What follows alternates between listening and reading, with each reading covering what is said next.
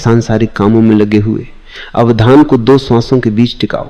इस अभ्यास से थोड़े ही दिन में नया जन्म होगा। सांसारिक कामों में लगे हुए अवधान को 2 श्वासों के बीच टिकाओ। श्वासों को भूल जाओ और उनके बीच में अवधान को लगाओ।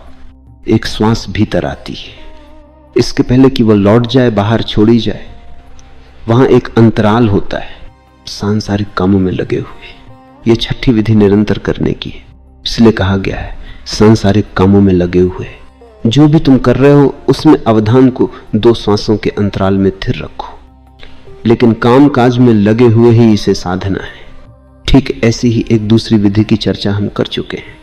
अब फर्क इतना है कि इसे सांसारिक कामों में लगे हुए ही करना है, उससे अलग होकर इसे मत करो।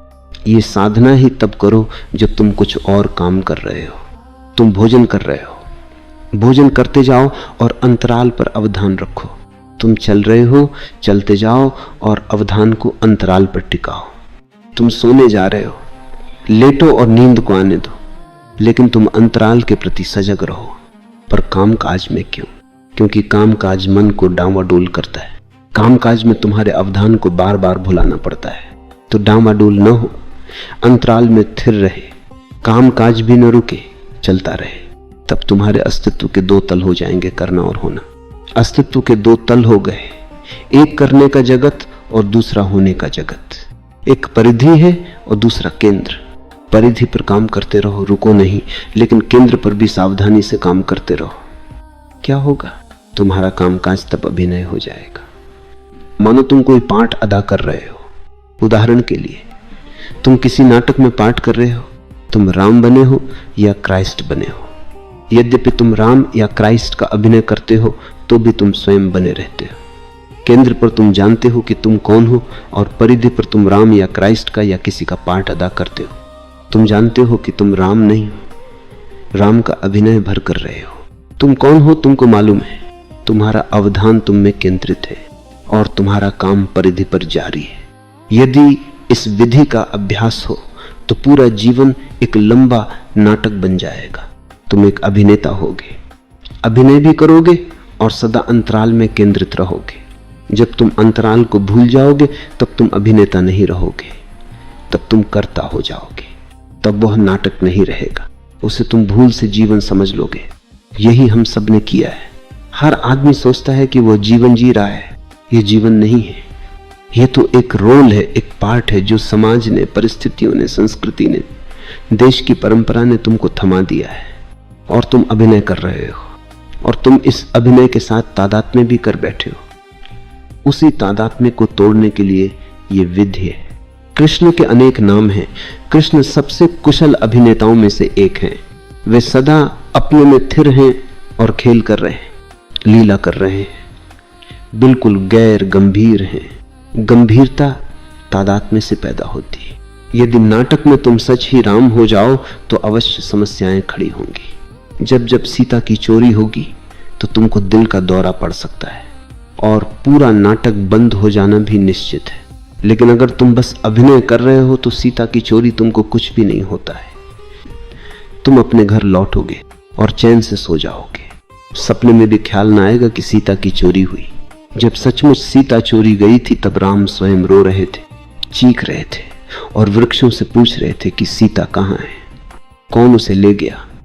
लेकिन यह समझने जैसी बात है, अगर राम सच में रो रहे हैं और पेड़ों से पूछ रहे हैं तब तो वे तादात्म्य कर बैठे। तब वे राम न रहे, ईश्वर न रहे, अवतार न रहे। ये स्मरण रखना चाहिए कि राम के लिए उनका वास्तविक जीवन भी अभिनय ही था।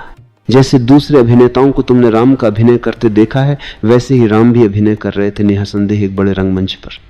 इस संबंध में भारत के पास एक खूबसूरत कथा है। मेरी दृष्टि में यह कथा अद्भुत है। संसार के किसी भी भाग में ऐसी कथा नहीं मिलेगी। कहते हैं कि वाल्मीकि ने राम के जन्म से पहले ही रामायण लिख दी। राम को केवल उसका अनुगमन करना था, इसलिए वास्तव में राम का पहला कृत्य भी अभिनय ही था। उनके जन्म के पहले ही कथा लिख दी गई थी, इसलिए उन्हें केवल उसका अनुगमन करना पड़ा। वे और क्या कर सकते थे। वाल्मीकि जैसा व्यक्ति जब कथा लिखता है तब राम को अनुगमन करना होगा। इसलिए एक तरह से सब कुछ नियत था।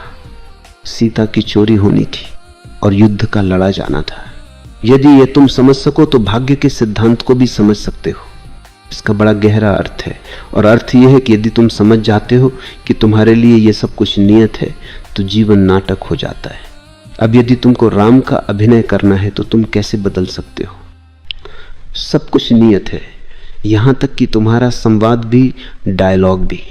अगर तुम सीता से कुछ कहते हो तो वह किसी नियत वचन का दोहराना भर है। यदि जीवन नियत है तो तुम उसे बदल नहीं सकते। उदाहरण के लिए, एक विशेष दिन को तुम्हारी मृत्यु होने वाली है, ये नियत है, और तुम जब मरोगे तब रो रहे होगे, ये भी निश्चित है। और फलां फलां लोग तुम्हारे पास होंगे, ये भी तय है। और यदि सब कुछ नियत है, तय है, तब सब कुछ नाटक हो जाता है। यदि सब कुछ निश्चित है तो उसका अर्थ हुआ कि तुम केवल उसे अंजाम देने वाले हो। तुमको उसे जीना नहीं, उसका अभिनय करना है। ये विधि, छठी विधि, तुमको एक साइको ड्रामा, एक खेल बना देती। तुम दो श्वासों के अंतराल में थिर हो और जीवन परिधि पर चल रहा है। यदि तुम्हारा अवधान केंद्र पर है तो तुम्हारा अवधान परिधि पर नहीं है। परिधि पर जो है वह उप अवधान है, वह कहीं तुम्हारे अवधान के पास घटित होता है।